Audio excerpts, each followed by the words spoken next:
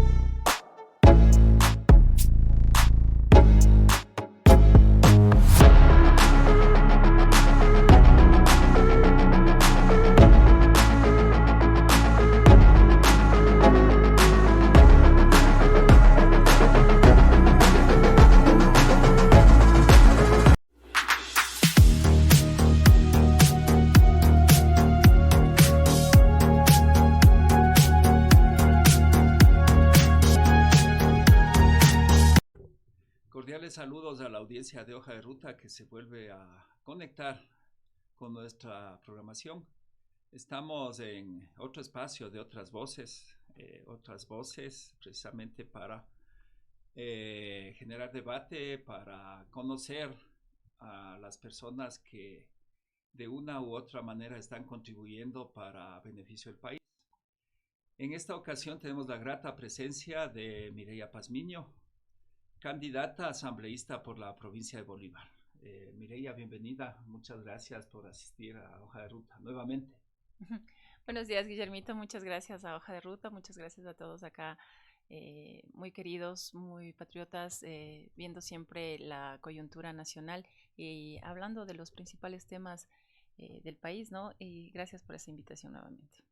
Bueno, a Mireya la conocimos como asambleísta hace dos periodos, se podría decir, en el periodo que feneció con la muerte cruzada. Y entiendo que la elección fue por Pachacuti la anterior vez. Así es. Y en ese transcurrir, digamos, de los 2 años prácticamente en que estuvieron en funciones, estuviste en la comisión de lo económico. Bueno, es un título largo, no me acuerdo, no recuerdo muy bien. Y claro, ahí haciendo una dura lucha contra el gobierno de Guillermo Lasso. En esas instancias, Mireya Pazmiño fue una asambleísta de las más visibilizadas, se podría decir, precisamente por levantar esta lucha en contra de un gobierno que a todas luces fue nefasto para el país. La pregunta sería, ¿por qué ahora con Revolución Ciudadana? Bueno, desde un inicio fui invitada por el movimiento Pachacutic y luego cuando ya se llegó a la Asamblea Nacional, en el momento para la conformación de las comisiones, me pidieron que dé el voto para que vaya a presidir la comisión Diego Ordóñez. Yo me opuse, sabemos lo que es Diego Ordóñez, y luego la mesa y algunos asambleístas me nombraron para que yo encabece y tome la presidencia de la Comisión de Régimen Económico Tributario de su regulación y control. Yo sí digo, era un Bueno, nombre bien sí, largo. Y desde ahí comenzó también ya O sea, ese fue el inicio de algunos las problemas, inclusive. discordias, sí, las discordias con algunos dirigentes de Pachacuti. Entre ellos, tú sabes, estaba Cecilia Velázquez y Marlon Santi, ¿no? Me expulsaron en ese momento del movimiento Pachacuti y luego con algunos otros temas también continuaban las Pero hay expulsiones. como paréntesis, o sea, expulsarle a alguien por haber ganado una dignidad en la Dentro, asamblea, eso era traído los cabellos. así es, y más que todo sabemos quién fue Diego Ordóñez, ¿no? No podía yo permitir que una persona que era responsable de uno de las caídas económicas del país pueda también ocupar la presidencia de la Comisión de Régimen Económico, una comisión tan importante dentro de la Asamblea Nacional. Se hablan los temas macroeconómicos, revisión de presupuestos, leyes urgentes económicas, y sabemos lo que el señor hizo, dejó pasar una ley que luego vino el feriado bancario para que las personas en ese entonces, un banquero se haga millonario con el dolor de la gente. Claro, hubo una publicación en el portal de la revista Vistazo que decía Guillermo Lasso incrementó su patrimonio familiar en apenas 22 millones durante la presidencia de la República. Así es. Eso me recuerdo bien. Mireya, en un breve resumen, ¿cuáles serían los principales logros de tu gestión como asambleísta? Bueno, nosotros no dejamos pasar dos leyes que eran muy nefastas para los ecuatorianos. Se aprobaron otras leyes que eran muy beneficiosas para el país. Se presentó algunos proyectos de ley, entre ellos en el Código de la Democracia, para erradicar la violencia que sufrimos las mujeres al participar en una contienda electoral. Se aprobó también dentro de la Comisión de Régimen Económico un proyecto de ley sobre el lavado de activos, que ahora el presidente, tengo entendido, tampoco dio su visto bueno, ¿no? En la Asamblea lo aprueban con algunas modificaciones, pero ya salió en la Comisión de Régimen Económico una revisión que haga la entidad, la UAFE, a quienes poseen un capital o quienes están moviendo capitales pasados los $10,000. Y eso es muy importante dentro del fútbol ecuatoriano, dentro de las autoridades en el Consejo de la Judicatura, de igual manera en las cárceles, en la policía, en las Fuerzas Armadas, en todas las instituciones donde que han salido estos focos rojos, ¿no? Que claro, en el Ecuador se están lavando el lavado de activos. Entonces, hemos hecho nosotros esa reforma en la Comisión de Régimen Económico y también teníamos una de las tareas principales, la revisión del presupuesto general del Estado, la ejecución del presupuesto general del Estado, y siempre fui muy clara con los ecuatorianos. En el presupuesto, el recorte para lo que es la parte social, el recorte para la salud, el recorte para educación. Mencioné también que el presidente priorizaba el pago de la deuda, priorizaba lo que son los arbitrajes internacionales. No había inversión en la ejecución presupuestaria. Siempre informé al país que había una inversión presupuestaria bajísima, cerca del 1, del 2, del 3, del 4, del 5%, llegábamos máximo en algunos ministerios al 20%, y solamente la ejecución, tú sabes que es parte para que se reactive la economía en el país, para nosotros tener también el mantenimiento dentro de las empresas públicas, y eso no se veía de acuerdo a lo que nos presentaban, ¿no? Y hasta el día de hoy no hemos visto. Porque, digamos, el gobierno ha cambiado, pero la lógica del gobierno creo que no ha cambiado para nada y más bien ha ido complicándose cada día más. Y uno de los procesos importantes es el proceso de fiscalización. El proceso de fiscalización, el juicio político a Lasso, un gobierno nefasto, un gobierno neoliberal, un gobierno inepto, y discúlpame que te diga esto, pero con pruebas, un gobierno mafioso. Y precisamente a eso iba, el haber actuado en el juicio político te trajo consecuencias. Entiendo que hubo inclusive causas iniciadas en lo jurídico. ¿Cómo están esas causas? Porque a mí me preocupa que de pronto algo de eso se reactive, porque vivimos en una situación en donde la justicia es una herramienta de persecución política. ¿Cómo están esos temas? Porque eso podría de alguna manera impedir la candidatura, tal vez. Bueno, hubieron los defensores de Lasso, tú sabes quiénes eran, y comenzaron con presentar denuncias que hasta el día de hoy no ha progresado. Yo he presentado todas las pruebas que se me han solicitado, he dado toda mi información también. Mireya Pazmiño sigue aquí, he pedido y me he acercado a Fiscalía a que voluntariamente, si necesitan abrir mi teléfono, si necesitan algún documento, estoy presta para colaborar y que se investigue esas malas fundadas denuncias que presentaron los defensores de Lasso. He tenido persecuciones, denuncias, amenazas, han tratado de doblegarme, pero Mireya Pazmiño se ha mantenido firme en sus principios y con el pueblo ecuatoriano. No más un gobierno nefasto, un gobierno neoliberal, el gobierno de Lasso. Y se logró, ¿no? Un gobierno cobarde que vimos luego al final no quiso someterse a democráticamente ser censurado en la Asamblea Nacional, y mandó la muerte cruzada. Durante esos 6 meses dijo que iba a presentar algunos proyectos de ley, todos rechazados por la Corte Constitucional, que en ese momento impidió que pasen algunas leyes y también fue un caos para el país. Destrozó toda la economía de todos los ecuatorianos. No sabemos cómo fueron firmados muchos contratos. Hay que poner una fiscalización y un control dentro de los contratos petroleros. La asignación en la parte minera también de todo el país. Entonces, hay que ir a la Asamblea a continuar con este trabajo. Claro, el trabajo es arduo y precisamente para eso necesitamos que personas como tú y otras, y no digo solamente de Revolución Ciudadana, sino de cualquier tienda política, vayan a hacer realmente un servicio patriótico al país. Más allá de las diferencias, el país necesita salir adelante y creo que eso debería ser el objetivo primordial de quienes nos representen en la Asamblea Nacional. Y en ese sentido se viene hablando, no sé si se llegue a concretar, pero se habla de poder inclusive generar alianzas luego de inscribir candidaturas. Se dice que hay un periodo, bueno, no se dice, sino que así lo manda el Código de la Democracia, y hasta el 30 de este mes podría generarse todavía esta posible unidad que siempre han dicho y que las izquierdas, entre comillas, porque algunas tiendas políticas se dicen de izquierda sin serlo, pero bueno, en beneficio del país pueda haber la unidad. ¿Qué tienes que decir al respecto? ¿Habrá posibilidades todavía? Bueno, llamemos a la sensatez, a la cordura y que tomen conciencia todos los dirigentes de los movimientos y también movimientos sociales, movimientos políticos, partidos políticos, de todas las líneas políticas que sientan esa, eh, ese sentir de que cómo está nuestro país.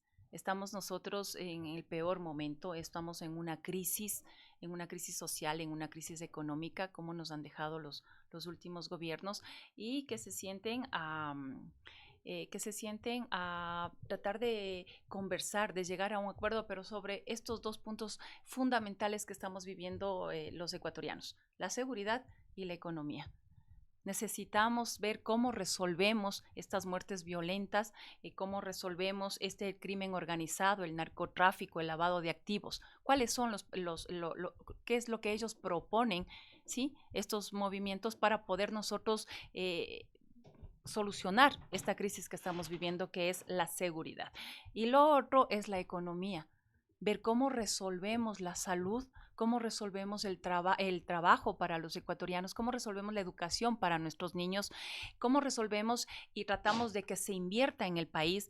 ¿En dónde está ese presupuesto del sobreendeudamiento que nos ha dejado Moreno, Lasso, Noboa? Son 7 años y en 7 años tenemos cerca de 45.000 millones de dólares en deuda pública. ¿Dónde está ese dinero? Vemos carreteras destruidas, no hemos visto ninguna obra, no hemos visto escuelas, no hemos visto que han tratado de construir algo en favor de los ecuatorianos para que se reactive esta economía. Entonces, eso tenemos que nosotros estar en la Asamblea Nacional y dentro de esta unidad de izquierdas, estos 2 problemas mínimos, pero que sean estratégicos para poder resolver esto y puedan también unificarse los movimientos que se crean afines. Como tú dijiste, tenemos un plazo hasta el 30 de agosto para las alianzas. Veamos, esperemos que algunos partidos, algunos movimientos puedan llegar a hacer alianzas. Pero si no se llega a hacer alianzas, deberían haber por lo menos compromisos. Dejar entablado un proyecto de gobierno y el respeto en esta ley electoral. Y luego, en segunda vuelta, todos estos partidos que elaboraron este proyecto de gobierno, construyeron este proyecto, puedan apoyar a la candidata del progresismo que pase a segunda vuelta.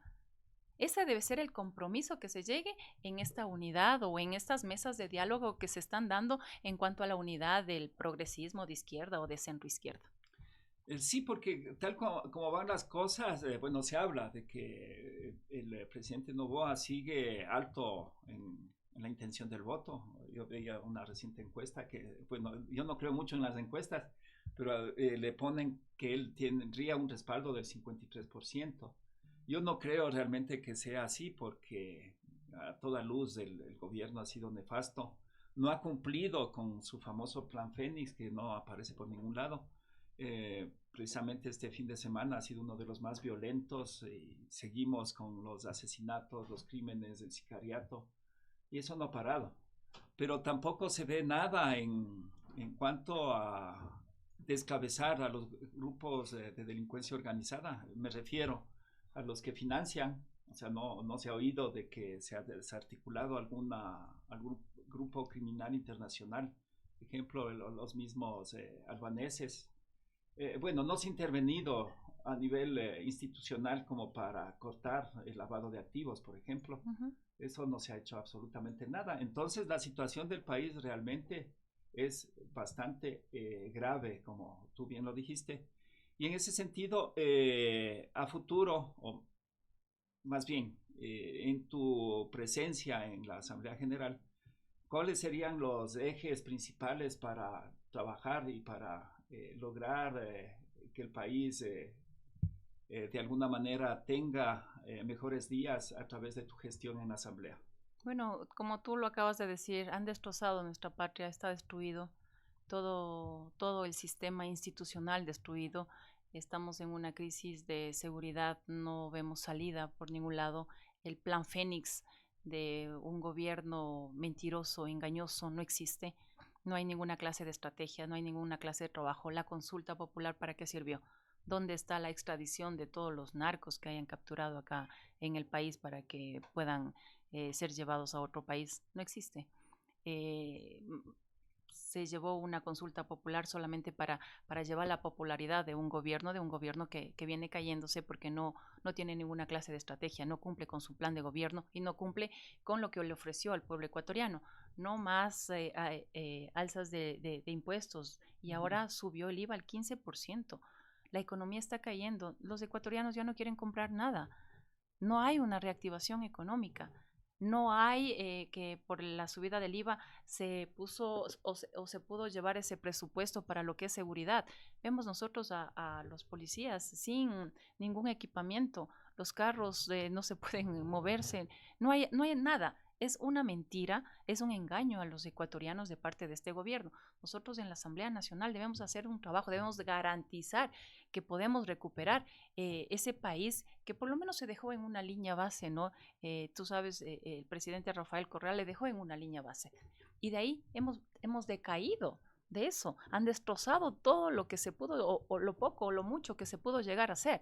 Entonces debemos desde la Asamblea Nacional apoyar con trabajo, con procesos legislativos, con fiscalización para poder llegar a recuperar la patria, para que los jóvenes tengan oportunidades de trabajo, oportunidades de estudio, para que las madres de familia tengan oportunidades también, las mujeres ecuatorianos tengamos un poquito de dignidad, recuperar la dignidad que nos ha hecho perder estos últimos gobiernos, tengamos igualdad de oportunidades, tengamos garantizado nuestros derechos, que eso se ha perdido. La violencia a la mujer ha aumentado, y más que todo a una persona, a una mujer que quiera participar democráticamente. Apenas está una mujer participando democráticamente, vienen todos los insultos, vienen todas las agresiones, los memes. Es una violencia brutal y desmedida que viene hacia las mujeres cuando comenzamos en una participación democrática. Y a mí sí me gustaría ver la mayor cantidad de mujeres participando. Tú sabes cuáles han sido el trabajo de las mujeres en la parte política, transparente, con voluntad de hacer las cosas, de cambiar las cosas, porque hemos sentido el dolor, el sufrimiento de nuestras familias. Entonces, el trabajo en la Asamblea Nacional será ese, tratar de llevar a cabo procesos legislativos que se pueda recuperar la dignidad o una vida digna dentro de nuestro país, recuperar nuestra patria, dar oportunidad a nuestros jóvenes, a nuestros niños, tener salud, recuperar la parte social, que también eso ha destrozado los últimos gobiernos. Ya, pero todo lo que tú acabas de decir, plenamente de acuerdo. Sin embargo, creo que corresponde mayormente en los esfuerzos que se requieren al Ejecutivo. Entonces aquí creo que nos jugamos realmente el futuro del país y necesitamos tener en la presidencia a alguien de la misma línea política. porque estamos viendo que no es suficiente tener un bloque de mayoría en la Asamblea si es que es contrario, digamos, a los postulados del Ejecutivo, en este caso del presidente de la República. Mira, todos han dejado de debatir sobre una línea ideológica, ¿no es cierto? Y creo que ahora lo importante es el país. Sea de la línea progresista, de centro y todo, pero unirnos por el país. Un país destrozado, un país que nos está acabando las mafias del narcotráfico, nos están matando, nos están dejando sin educación a nuestros jóvenes, a nuestros niños. ¿Qué va a ser de un país sin educación?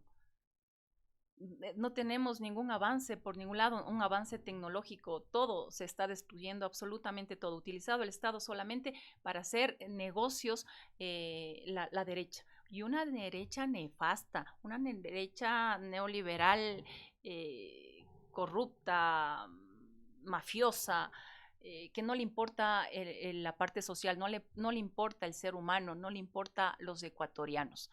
Es momento, como tú dices, de un gobierno que sea más consciente de lo que estamos viviendo, un gobierno que tenga un poquito de solidaridad con los ecuatorianos para entablar un plan de gobierno y recuperar lo que hemos estado perdiendo o lo que se ha destrozado durante estos últimos gobiernos. Precisamente ese debería ser el factor de unidad, o sea, lo que nos une a los ecuatorianos debe ser primero concienciar de que estamos en un momento histórico de los más difíciles para la patria. Yo no sé, no he revisado la historia y no hay antecedentes en donde el crimen organizado internacional esté dentro de las instancias gubernamentales. Y hablo en términos generales, tanto en gobierno central como gobiernos seccionales. Tenemos una policía en donde claramente también los mandos policiales están involucrados con las mafias.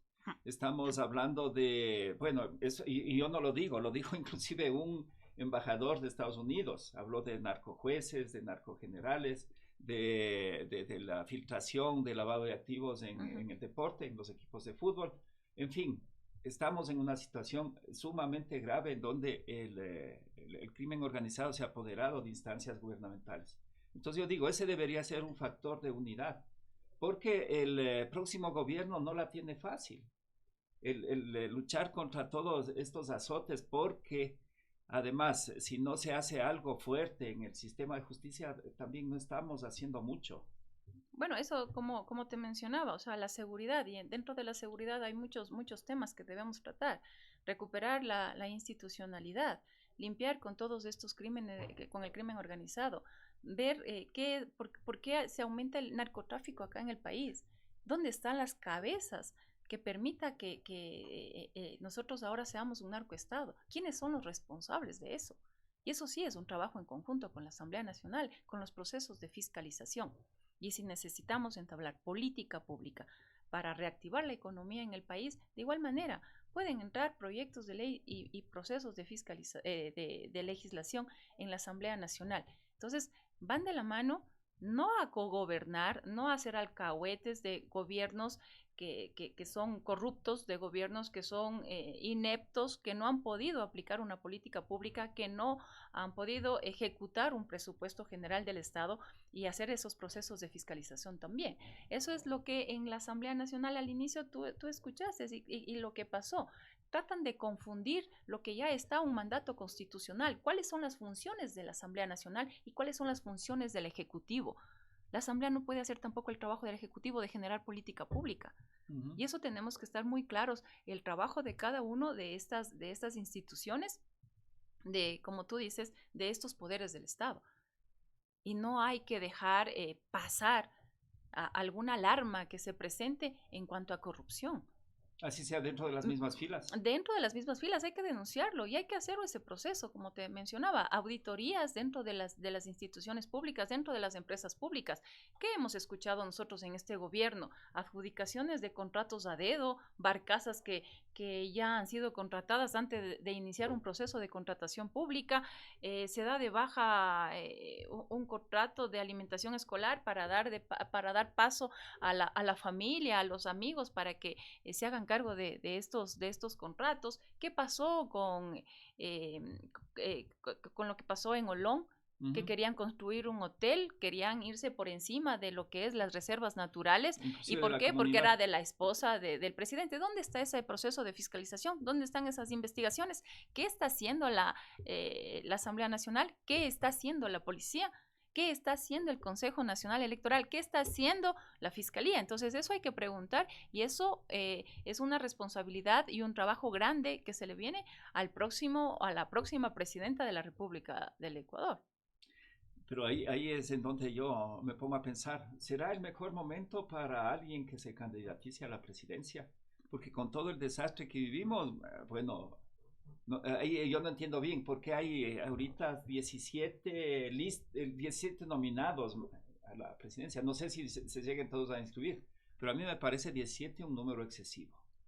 Bueno, estamos en un país democrático, ¿no? Y tenemos varios partidos políticos, varios movimientos políticos y todos tienen derecho a tener su binomio para que les represente de acuerdo a su línea política. Pero este es el momento para un binomio presidencial que venga a resolver nuestros problemas, que te resuelva el problema de seguridad, que te resuelva el problema económico, porque los ecuatorianos están muriendo de hambre. 5 millones de ecuatorianos viviendo en la extrema pobreza, en la pobreza, comiendo una sola vez al día.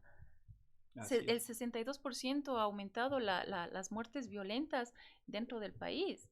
Entonces queremos un presidente que sea consciente, que sea empático con los problemas de los ecuatorianos y que vengan a resolver, vengan a recuperar en una línea base que nos dejaron el presidente Rafael Correa. Y eso es lo que queremos. Y yo creo que dentro de los movimientos, o si llega a ser una alianza, se puede llegar a tener una clase o un presidente a que tenga ese carácter de tener mano dura y acabar con todos estos problemas que estamos teniendo todos. Y entonces ahí es la pregunta, ¿qué falta para esa unidad?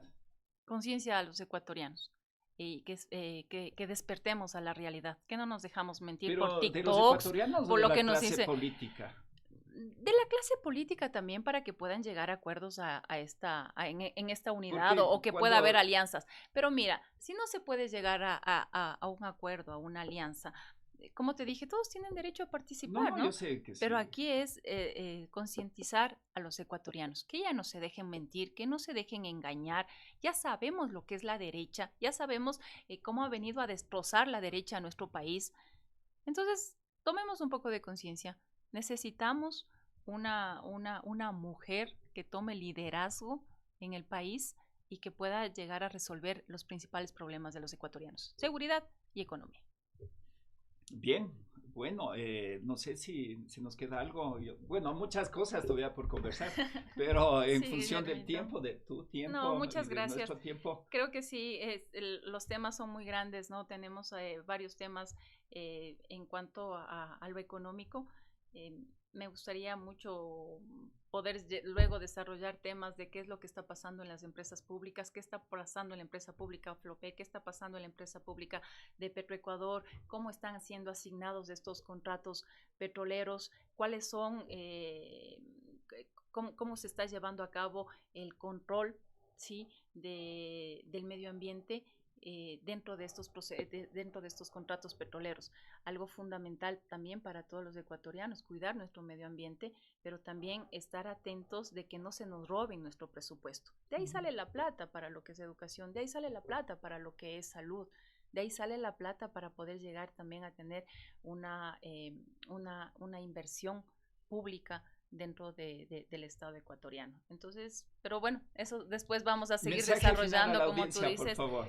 Bueno, el mensaje final a la audiencia es, Mireya Pazmiño, si llega a la Asamblea Nacional, llegaremos a hacer procesos de fiscalización, procesos de legislación en favor de los jóvenes, en favor de las mujeres, de los niños, de los padres de familia, de las madres de familia que están necesitando tener garantizar sus derechos a través de leyes que refuercen esa garantía a los derechos, una igualdad de oportunidades y tener un país más digno, tratar de dignificar la vida de los ecuatorianos. Y me gustaría mucho y voy a pelear para que se extinga la violencia hacia la mujer. Las mujeres hemos sido maltratadas, hemos sido violentadas, hemos sido humilladas y nos han tratado de quitar nuestros derechos. Las mujeres en la Asamblea Nacional tendrán una voz, las puertas estarán abiertas y ver que la mujer tenga igualdad de oportunidades y que no seamos maltratadas y humilladas y violentadas cuando queremos participar democráticamente o queremos estar en la política, porque la política es la que mueve todo, la política es la que está metida en nuestros hogares, la política está metida en educación, en salud, y las mujeres deberían tener espacios para que vayan a pelear por la parte social de todos los ecuatorianos. Bueno, la buena política, como dice el Papa Francisco, esa es la que necesitamos es política. Más. Ha sido distorsionada la palabra política por muchas personas que se han aprovechado de eso, pero la política sigue siendo política. Ni buena ni mala, la política es quien regula nuestras vidas dentro de un Estado. Bueno, aquí se nos queda un montón de temas que tratar. Y creo que uno sí, en la próxima conversemos un poco más sobre tu territorio, sobre la provincia de Bolívar. Así es. De la información que tenemos, recorres mucho la provincia de Bolívar, casi siempre que puedes estás por allá. Entonces, como que representas realmente a la provincia de Bolívar. Mira, la provincia de Bolívar es una provincia que tiene todos los climas climáticos. Ajá, todos. Tenemos costa, subtrópicos, sierra, tenemos arenal y es muy turística, unos lugares muy bonitos, muy productiva. Toda clase de productos sale de la provincia de Bolívar y ha sido bastante descuidado por los gobiernos de turno. Muy descuidada la parte productiva, muy descuidada la parte turística. No hay oportunidades en mi provincia. Y entonces eso hay que recuperar.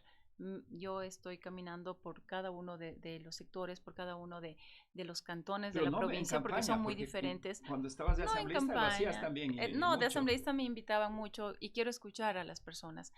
Son diferentes los problemas en cada uno de los cantones.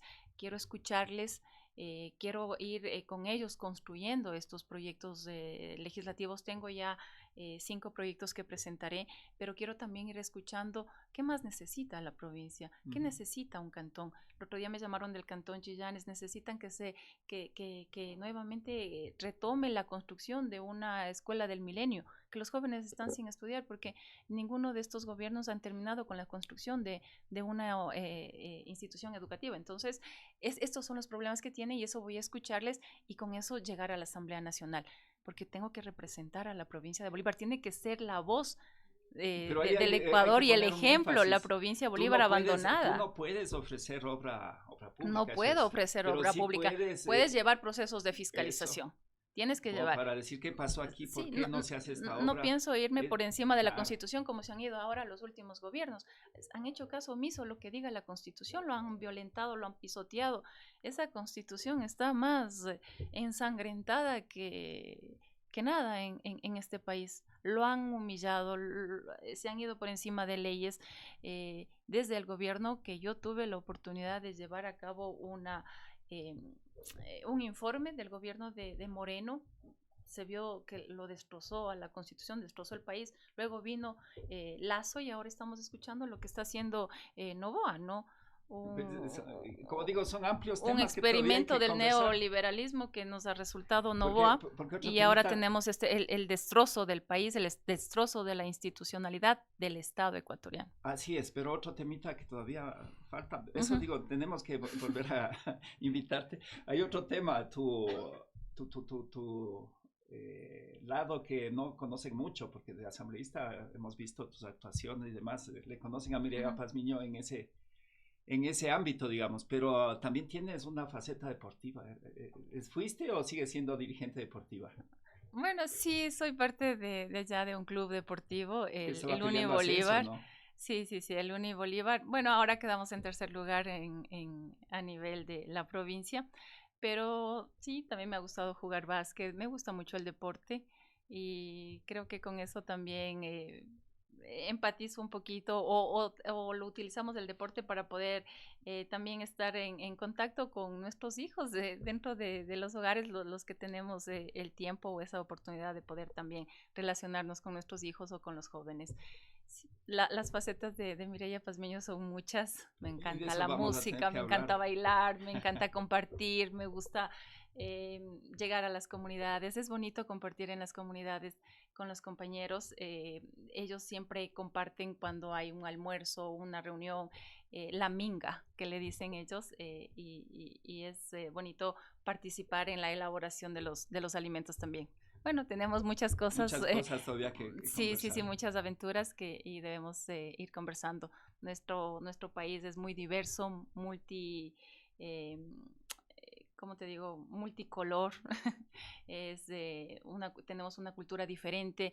Dentro de una provincia tenemos varias culturas, varias comunidades, varios pueblos. Entonces es bastante complejo y al mismo tiempo es muy bonito saber que tenemos diversidad.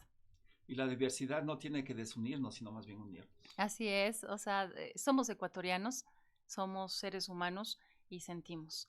Y eso es lo importante. Bueno, Mireia, ves que nos despedíamos, pero como bien dice el dicho, el que mucho se despide, pocas ganas tiene de irse. Así es que estábamos sin querer cerrar el programa, pero los tiempos son así, ¿no? Ya estábamos sobre el tiempo. Sí, te agradecemos muchísimo haber asistido a Hoja de Ruta y te deseamos éxitos en la contienda electoral. Muchas gracias. Gracias a ustedes por este espacio, por la oportunidad y gracias a los ecuatorianos por escucharnos y por seguir Hoja de Ruta.